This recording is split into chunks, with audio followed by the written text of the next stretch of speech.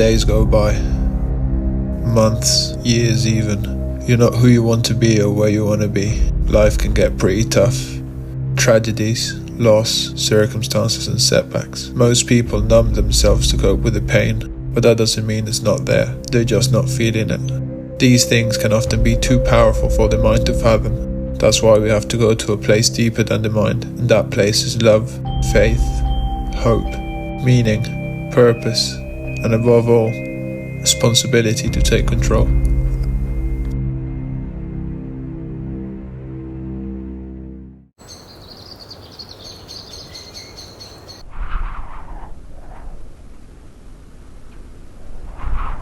You haven't got to be very clever to know that African July gets bloody hot. Thankfully, here in the Atlas Mountains, altitude is my friend and it is making it a bit more bearable, but it's still bloody hot. In the next 5 to 6 days, I'll be trying to cover around 90 kilometers, going through some of the highest peaks and passes in this area, most of the time above 3,000 meters. As it always is, my main concern is going to be finding water. It is very dry at this time of the year, and I'm not quite sure if all the rivers and streams are going to be dry, so we'll see. Also, as I'm not going to have anyone to talk to for the next 6 days, I wanted to share some thoughts on something that I think we struggle with more and more every day, which is taking responsibility for the place we're in our lives.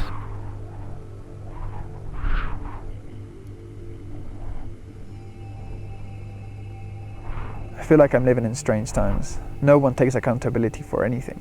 Everyone's told to adopt this victim mentality and to feel sorry for themselves. Not only that, being the shittiest version of a person you can possibly be is somewhat acceptable. And that you should love yourself as well. It's like, nah man.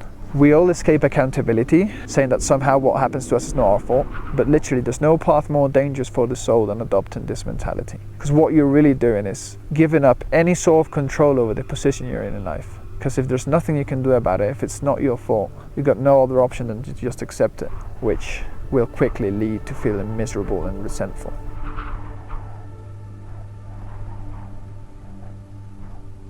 The plan for today was to carry on quite a bit longer all the way to the top of the pass, but I'm not feeling great. I'm not sure if it's because of the altitude or not feeling great. So I'm just gonna stop here and make camp, I think. Quite possibly my main rule when doing this kind of solo expeditions is I don't want to push myself too far. I can't push myself like when I'm with somebody, because when I'm really tired, my decision making gets really bad. And one bad decision in this environment can mean very bad things.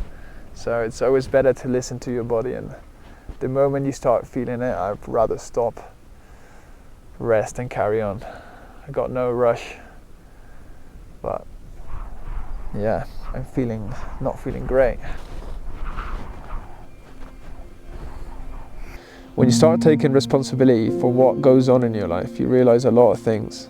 I mean, for me, the main thing that seems to stop me moving forward is my attachment to things that I should no longer be attached to. Whether it's things or habits that I consciously or unconsciously love and don't seem to be able to let go of them. I mean, quite often when something goes wrong or something bad happens to us, our main question is always, why has this happened, or why do these things happen in the first place? It's like we start to question reality as if we had the power to do so, when really the question should be, have I chosen to willingly go down a negative path? And is this just the consequences of not acting properly? And that's why things don't go well. I mean, it's a fucking scary thought, isn't it? I am really trying to take ultimate responsibility about the things that happen to me. Because for me, there's nothing more destructive than when you have the opportunity to do the right thing and you just don't. Because that shit compounds. The thing you don't oppose grows and you shrink a little bit. The same way you can end up in hell one step at a time, or a place that feels like it. You can also end up to the place opposite to that, one step at a time.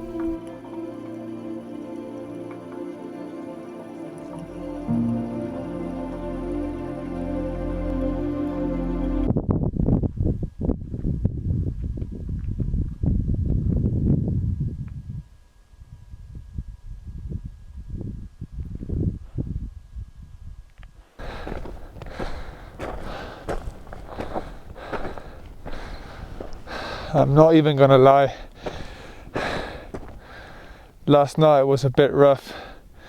but took some pills and I'm feeling a bit better this morning. I don't know what the hell's going on, but gotta carry on.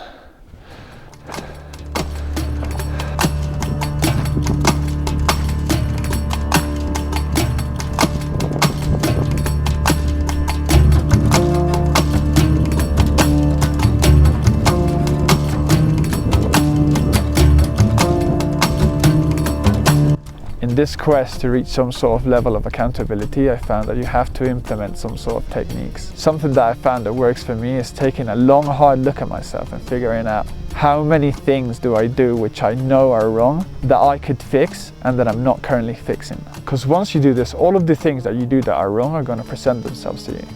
But you have to want to know which ones they are. I mean, if you're constantly failing, it just means one thing. It means that there's something fundamentally wrong with the way that you conceptualize the world. Which means that if you constantly make sacrifices and you're not moving forward, there's only two possible scenarios.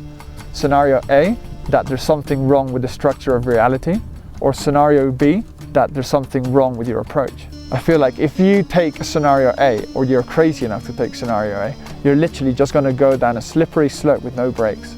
Because who the hell are you to question the very nature of being? Do you know enough? I don't think so. I know that the other alternative is really scary. It basically means that all of your mistakes are up to you. But it's definitely better than questioning reality, because you're just questioning yourself. It's something within your control.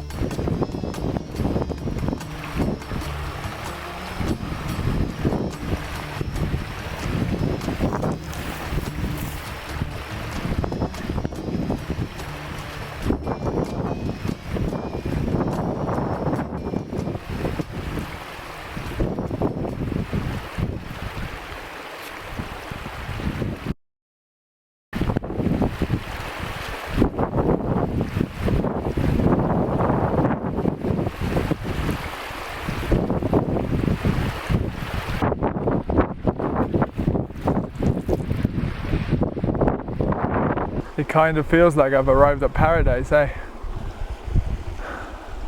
I must say this morning I had it a bit rough because I had my last sip of water like 9 in the morning. It's now 4 p.m. I've just arrived here.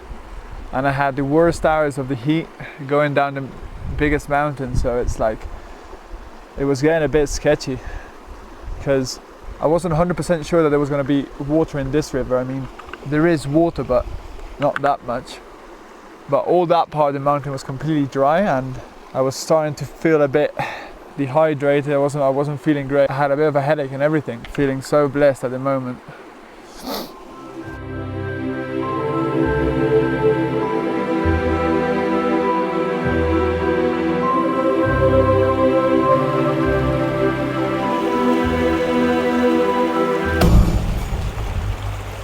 Coming back to what I was saying this morning about the things we do wrong, these are normally not very important or big things. They're most often just trivial, unimportant shit, which is kind of good because it means it shouldn't be very difficult to fix. But it also means no one's going to give you a pat on the back when you do them. So I don't think waiting around for excitement or motivation to do them is a good idea, because it may never arrive.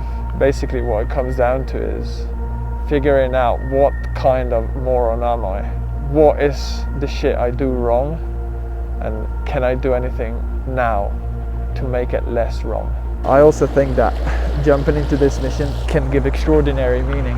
Even if you haven't got a clear goal or purpose yet, the fact that you're trying to figure out and get rid of the stupid shit you do, and if for whatever reason you manage to succeed, it'll be an accomplishment worth everything. Try and think about how many people you know that don't do any stupid shit themselves.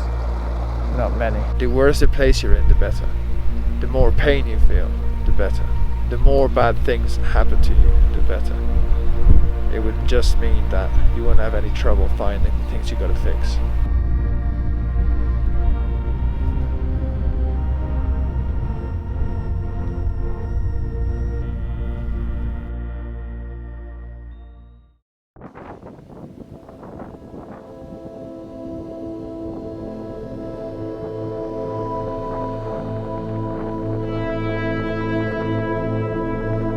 Day 3, guys. Another hot day. Quite deep in the mountains now. and I've got some distance to cover today. It's not the hardest day, but it's quite long. I've covered quite a bit already early in the morning. I want to try and stay out of the sun in the worst parts of the day, because what happened yesterday can't happen. It was quite dangerous. Also this morning I've picked up quite a lot of water to carry today, so it should be enough to get to camp, but that also means that the pack is a lot heavier. So it looks like I got a bit of luck. I found this stream that looks like it runs all the way in the same way that I gotta go. So I can empty all the water I'm carrying and make the pack a lot lighter. This is such a blessing, you won't believe.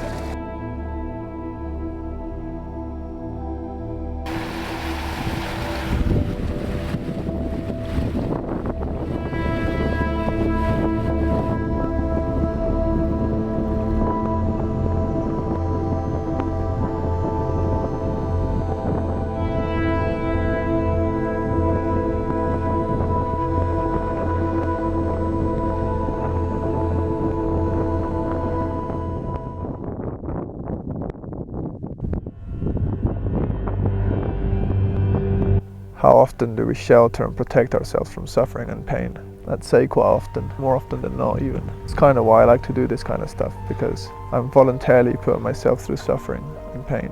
But I know that when I get home I'll be that little bit more stronger. We should not forget that suffering will find each one of us at one point or another, and it will break us. All we can really do is decide whether we're going to use that suffering as an excuse to not take accountability for what we're doing, or we can use it to build and to grow. We really have a choice.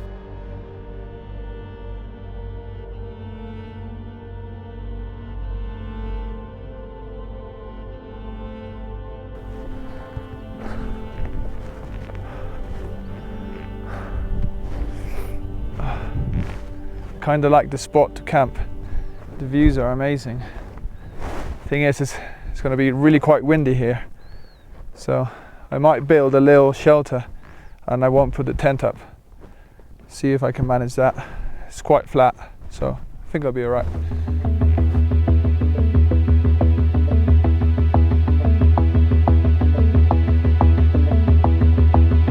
Well, there we have it, just a little wind protection, because I think it's now currently blowing from there.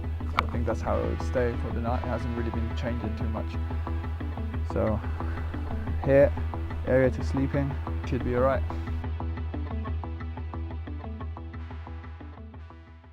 I think it's so important to have a good understanding of the philosophy of good and evil, because we're inevitably going to encounter both. If you haven't got a good understanding, you're probably going to develop a naive interpretation of the world. I mean, being oblivious to the existence of evil is only going to make you shatter way worse when you encounter it. Also, you got to have in mind that evil is part of human nature. We're all full of snakes, and you cannot be naive. On the other hand, accepting that something good exists implies that evil must exist too. But our duty is really only to be responsible for the way we react when we encounter it, knowing that to know the nature of evil, we must pay a fee, which will be proportionate to the evil we've encountered. That fee will be paid through suffering. So it basically comes down to taking on the burden of being, which is to bear the suffering. For me, I feel like there's only one way, and that way is through. You can get stuck wondering how it's possible that such evil exists, or you can come through the other side, scarred, but stronger, and with a deeper understanding of the world.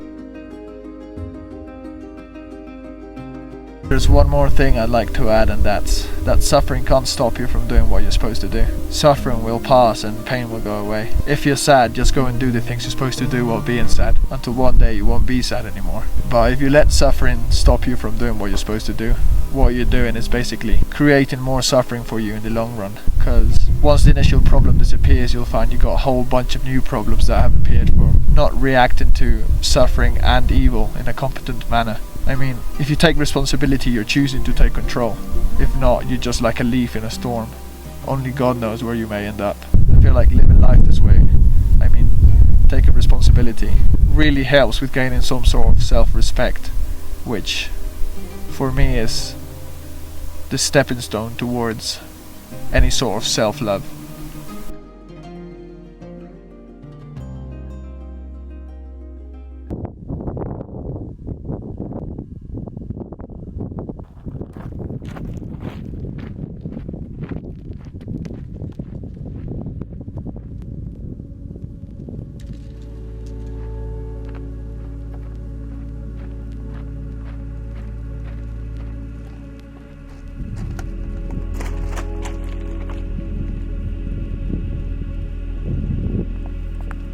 Whatever it is I had at the start of the trip seems to be gone now. I'm feeling quite strong. I covered some really good distance this morning and I'm really quite close to the main ascent of the trip. It's nearly 2,000 meters up, reaching over 4,000 meters high. So I might even start a bit of it today if I'm feeling like it. Heat is still a big problem. It's quite unbearable, but luckily water isn't scarce, so that gives you an incredible sense of tranquility. This lake is proof of it. There's plenty of streams running down even if it doesn't look like it.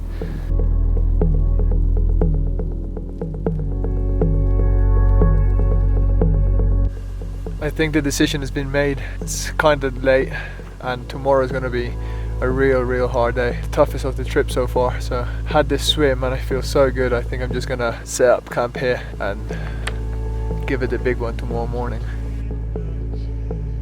I know I've been going on about taking responsibility and doing the right thing as if it was something really easy to do. But if that was the case, I wouldn't be talking about it right now. So what is the way to reach such a state? I feel like if someone would have told me that my answer to this would be what I'm about to say, I would have laughed about it. Because I feel that the way is through truth and love. And I know it sounds kind of cringe, but I'm not talking about it in a religious or hippie way. I'm going more on the basis that these are the two most talked about concepts in history. And there must be a reason for it, there must be something to it. Staying away from maybe the common interpretation of these two concepts. And thinking of love as the understanding that being is worthwhile and that our job is to kind of support it and help improve it, but not forgetting that being is full of suffering and that it's really easy to turn against it. Because if things aren't going how you would like them to, I think it's really important to ask yourself, are you doing everything you can? And that's where love comes in. I feel like love is just doing everything you can, and that's what acting from love is. When it comes to truth, for me it's just the vehicle to attain all of that. I mean, to admit the things you are, it's really hard. That's why Nietzsche said that you can assess the spirit of a man depending on how much truth he's able to take. It's fucking difficult to hear and even more difficult to face. But it really comes down to using truth in the service of the betterment of being. And for me that's enough to give any sort of meaning, regardless of where you are.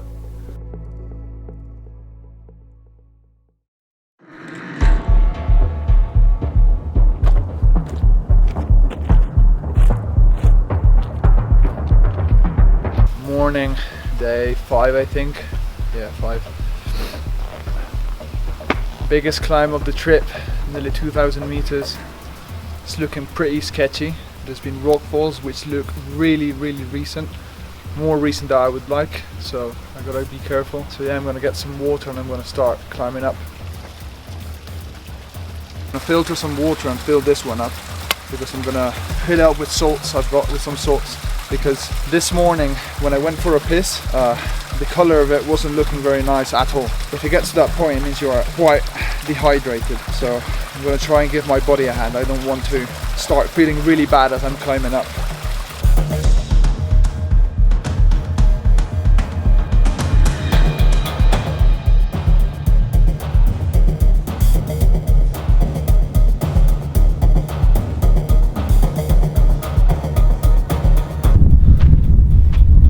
Speed I'm moving at the moment, but as long as it's forward and up, I think I'm happy.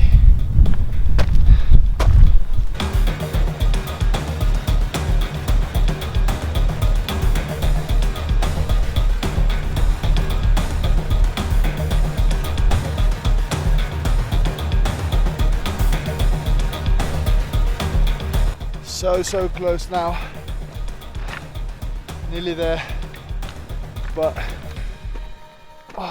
I'm in such bad pain and there's something wrong with my eye as well. Not quite sure what's going on there, but when you're so alone like I am in mountains so big, any little thing that happens to your body really freaks you out, and my eye seems to be doing some weird shit. Not quite sure, but gonna get to the top, nearly there.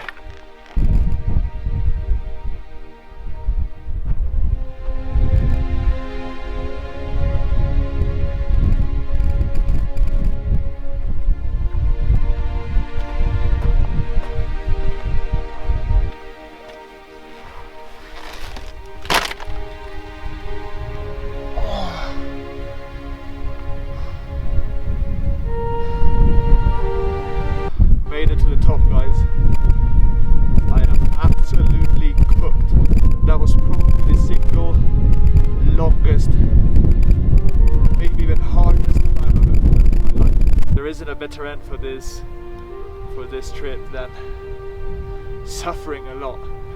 Been talking about it so much, but even though I'm completely broken physically, I am for sure not broken spiritually. My soul feels completely full, and you don't know how proud I am of myself. Then, if suffering is a fundamental reality, should there be any hope? Maybe there is something more fundamental than suffering: love and truth. If you're suffering, love and truth is all you have. And if somehow they can be more powerful than pain, maybe they're the most real.